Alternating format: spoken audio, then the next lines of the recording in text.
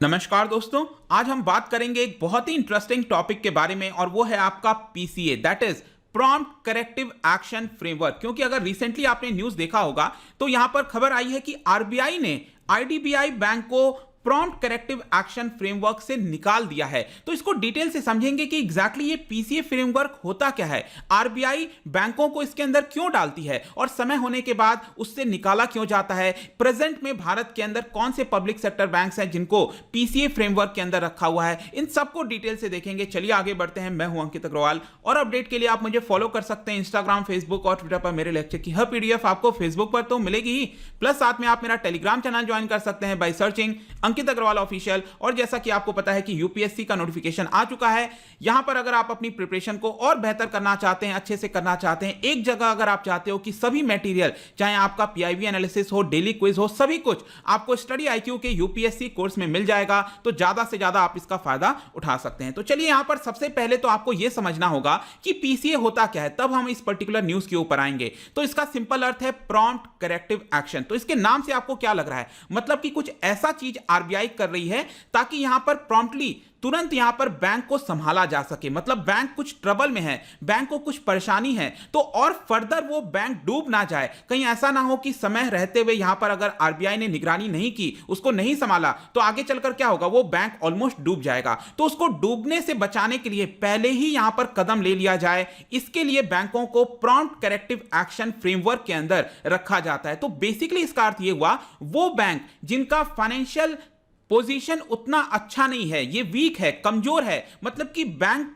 को जितना यहां पर प्रॉफिट होना चाहिए, बैंक का एनपीए कम होना चाहिए, वो सारी चीजें खराब हैं इस समय बैंक की, उसको यहां पर क्या होता है कि वो रिस्की माना जाता है। अब रिस्की माना जाता है, इसका मतलब क्या होगा कि जो पब्लिक का पैसा उसके अंदर डला हुआ है, कहीं ऐसा ना हो वो डूब जाए। इसके लिए यहां पर आरबीआई ने ये वाला जो फ्रेमवर्क है, प्रॉम्प्ट करेक्टिव एक्शन फ्रेमवर्क, ये बनाया। लेकिन यहां पर अब सबसे पहला क्वेश्चन आता है कि कौन से पैरामीटर के बेसिस पर जज किया जाएगा। मतलब कि अगर मैं कहता हूं कि बैंक ए है, बी है, सी है, तो यहां पर कैसे जज किया जाएगा कि कौन सा बैंक अच्छा है, कौन से बैंक को यहां पर इसके अंदर लाने की जरूरत है। तो ध्यान रखिएगा अपने एग्जाम पॉइंट ऑफ व्यू से, यहां पर 3 पैरामीटर्स होते हैं। एक होता है आपका कैपिटल रेशियो, दूसरा होता है एसेट क्वालिटी, तीसरा होता है प्रॉफिटेबिलिटी। एक एक करके मैं आपको बताता हूं। देखो यहां पर अगर उसका कैपिटल रेशियो अच्छा नहीं है, अगर खराब है, तो उसको 3 तरह से यहां पर डिवाइड किया जा सकता है कि मतलब एक तो लेवल 1 हो गया, लेवल 2 हो गया, लेवल 3 हो गया। सेम उसी प्रकार से एसेट क्वालिटी उस बैंक का कैसा है, उसको भी हम 3 तरह से डिवाइड कर सकते हैं, लेवल 1,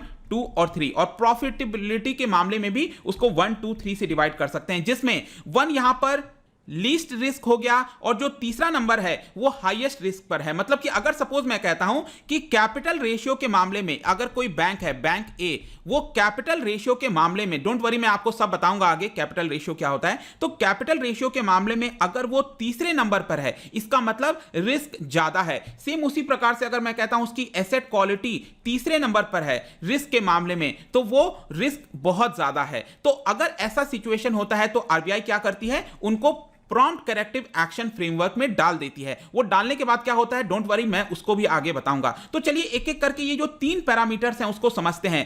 पहला है कैपिटल रेशियो। देखो इसको आप अक्सर सुनते होंगे, इसको सिंपली कहा जाता है कैपिटल एडिक्वेसी रेशियो। कहने का मतलब है capital to risk weighted asset ratio. ध्यान रखिएगा ये सभी कुछ सेम है, इसमें कोई डिफरेंस नहीं है। लेकिन होता क्या है ये, तो इसका नाम ध्यान से पढ़ो। नाम क्या कह रहा है, capital to risk weighted asset ratio. मतलब कि यहां पर जो बैंक का एसेट है उसमें से कितना परसेंट रिस्क पे है। समझो इसको, रिस्क वेटेड एसेट का मतलब क्या हुआ, बैंक का जो एसेट है, आप सोच के देखो बैंक का एसेट क्या होगा। मतलब बैंक ने जो लोन उधार पर दिया है, रिलायंस को उधार पर दिया है, टाटा को उधार पर दिया है, जो है अलग अलग कंपनीज को उधार पर देते हैं, तो बैंक के लिए वो लोन क्या हो गया, वो यहां पर आपका जो है एसेट होता है। ठीक है, जैसे आप अपने फ्रेंड को 100 रुपए उधार दे, तो आपके लिए वो 100 रुपए क्या एसेट है, क्योंकि वो आपके पास वापस आना है।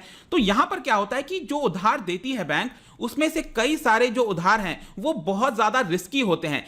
फॉर सपोज मैं आपको एग्जांपल के तौर पर बताता हूं, बैंक ने यहां पर 100 करोड़ रुपए 100 करोड़ चलो ज्यादा हो गया, 1 करोड़ रुपए यहां पर घर के लोन के लिए दिया, ठीक है, होम लोन के लिए दिया, ठीक है, और यहां पर वही 1 करोड़ रुपए जो है बिजनेस करने के लिए दिया। अब आप खुद सोच के देखो इसमें से कौन सा लोन जो है वो सबसे ज्यादा रिस्की है? जो बिजनेस करने के लिए दिया है, क्योंकि जिस पर्सन को दिया है वो बिजनेस में पैसा लगाएगा, हो सकता है ये पूरा पैसा यहां पर डूब भी सकता है, तो ज्यादा रिस्की है। लेकिन होम लोन के केस में क्या है कि अगर सपोज जो जिस पर्सन ने होम लोन के लिए लोन लिया, अगर वो लोन नहीं चुका पाता है तो एटलीस्ट आपके पास एसेट है ना, वो होम तो है ही है, उसको बेच के बैंक यहां पर पैसा रिकवर कर सकती है। तो यहां पर ये वाला ज्यादा रिस्की हो गया। तो जितना भी लोन दिया गया है बैंक के द्वारा उसमें से कितना परसेंट रिस्की वाला है? मतलब कि यहां पर अगर सपोज 100 करोड़ दिया गया है बैंक के द्वारा उधार, इसमें से अगर मैं कहता हूं 80 करोड़ रुपए ये रिस्की एसेट हैं, मतलब कि बैंक को लगता है कि आगे चलकर डूब सकता है, तो यहां पर क्या होना चाहिए कि ये जो रिस्क वाला एसेट है, ये जो 80 करोड़ रुपए है,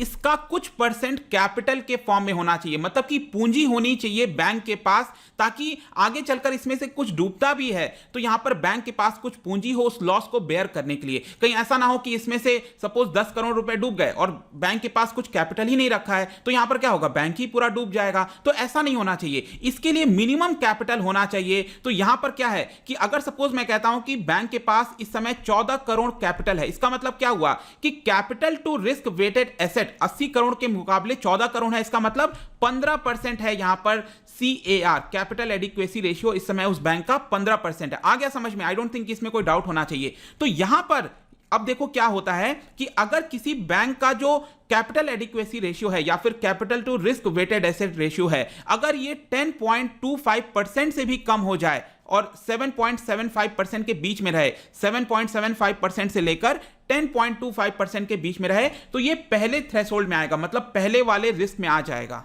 और फिर सपोज यहां पर अगर उसका जो कैपिटल एडिक्वेसी रेशियो है वो फर्दर नीचे होकर 6.25 के अंदर आ जाए, परसेंट के अंदर आ जाए, तो ये सेकंड वाले कैटेगरी में आ जाएगा। और इसमें क्या होता है कि जो कैपिटल है ना वो दो तरह के होते हैं, एक होता है टियर 1 कैपिटल, टियर 2 कैपिटल, ठीक है, वो पूरा दूसरा मुद्दा है। लेकिन टियर 1 कैपिटल क्या है, वो सबसे इंपॉर्टेंट होता है, मतलब उसके बिना बिजनेस चल ही नहीं सकता, पूरा बैंक ही नहीं चल सकता। तो अगर वो कैपिटल 3.6% के नीचे आ गया तो यहां पर वो तीसरे कैटेगरी में आ जाएगा, मतलब कि वो सबसे ज्यादा रिस्क में आ गया है। तो आई होप कि आपको समझ में आ गया होगा कि ये जो कैपिटल रेशियो है इसको 3 तरह से यहां पर रिस्क में डाला जा सकता है, अलग अलग लेवल के हिसाब से। तो यहां पर क्या होना चाहिए, किसी भी बैंक का जो कैपिटल एडिक्वेसी रेशियो है वो इसके ऊपर होना चाहिए, 10.25% के ऊपर है तब तो वो बैंक ठीक है, कोई दिक्कत नहीं है। लेकिन अगर इसके नीचे है तो ये फर्स्ट कैटेगरी, सेकंड कैटेगरी और थर्ड कैटेगरी में आ जाएगा, ठीक है। तो पहला ये हो गया। उसी प्रकार से दूसरा मैंने आपको बताया एसेट क्वालिटी के बारे में। एसेट क्वालिटी क्या होता है, एनपीए की जब हम बात करते हैं, नॉन परफॉर्मिंग एसेट, मतलब कि बैंक ने यहां पर 100 करोड़ रुपए उधार दे दिया, अब उसमें से 10 करोड़ रुपए उसका वापस नहीं आ रहा है, ना तो उसका इंटरेस्ट आ रहा है ना तो उसका प्रिंसिपल अमाउंट वापस आ रहा है, तो वो क्या बन गया, एनपीए बन गया। और आपको पता है डेफिनेशन क्या है एनपीए की, जब लोन दिया गया है और जब इंटरेस्ट आना है जिस डेट से या फिर प्रिंसिपल आना है उस डेट से 90 दिन तक अगर कुछ भी नहीं आता है, प्रिंसिपल या फिर इंटरेस्ट अमाउंट, तो ये एनपीए में कन्वर्ट हो जाता है, ये डेफिनेशन कहती है। तो यहां पर किसी भी बैंक का जो एनपीए है वो बहुत ज्यादा नहीं होना चाहिए। अगर उस बैंक का एनपीए 6% से 9% के बीच में है, ठीक है, तो वो पहले वाले रिस्क में आएगा। अगर उस बैंक का एनपीए 9% से 12% के बीच में है तो दूसरे वाले रिस्क में आएगा। और उस बैंक का एनपीए 12% से ऊपर चला गया है, मतलब 12% से ऊपर जाने का मतलब क्या है कि बैंक ने 100 करोड़ रुपए उधार दिए थे, उसमें से 12 करोड़ रुपए वापस नहीं आ रहे हैं, मतलब कि वो बहुत ज्यादा हो गया है, तो वो तीसरे वाले रिस्क में आ जाएगा। तो ये एनपीए वाला मामला हो गया। सेम इसी प्रकार से नेगेटिव रिटर्न, मतलब कि प्रॉफिट तो छोड़ दो लेकिन यहां पर नेगेटिव रिटर्न हो रहा है, लॉस हो रहा है, तो पहले 2 साल तक अगर लगातार लॉस हुआ तो पहले कैटेगरी में आएगा, लगातार 3 साल तक लॉस हुआ तो दूसरे कैटेगरी में, और लगातार 4 साल तक अगर लॉस हुआ उस बैंक को तो यहां पर तीसरे कैटेगरी में, हाईएस्ट लेवल पर आ जाएगा। आई होप कि ये तीनों कैटेगरी आपको अच्छे से समझ में आ गई, इसमें कोई डाउट नहीं है। लेकिन अब क्या होता है कि कोई भी बैंक अगर इन कैटेगरीज में आ जाता है जो मैंने आपको बताया 1 2 3, तो जिस कैटेगरी में आता है उसके ऊपर डिपेंड करता है। यहां पर आरबीआई क्या करती है, उसके ऊपर कुछ रिस्ट्रिक्शंस लगा देती है, और इसी को हम कहते हैं प्रॉम्प्ट करेक्टिव एक्शन, मतलब कि आरबीआई अपनी तरफ से कुछ कदम ले रही है ताकि उस बैंक के अंदर चीजों को संभाला जा सके। ऐसा ना हो कि वो जो बैंक है जिस तरह से मनमानी करते हुए जो लोन दे रहा है वो ना दे, उसमें थोड़ी रोक लगाई जाए, डिविडेंड जो दे रहा है उस पर थोड़ी रोक लगाई जाए, ब्रांच का एक्सपेंशन कहीं मन चाहे ना कर दे, मतलब कि आरबीआई अपनी निगरानी स्टार्ट कर देती है। और जब एक्सट्रीम सिचुएशन होता है तो हो सकता है उस बैंक को यहां पर वाइंडिंग अप करना पड़े, मतलब उस बैंक का लिक्विडेशन करना पड़े, खत्म करना पड़े, लेकिन वो बहुत रेयर इंस्टेंस पर होता है, वो ऐसा एक्चुअल में होता नहीं है। तो बेसिकली आई होप कि अब आपको समझ में आ गया होगा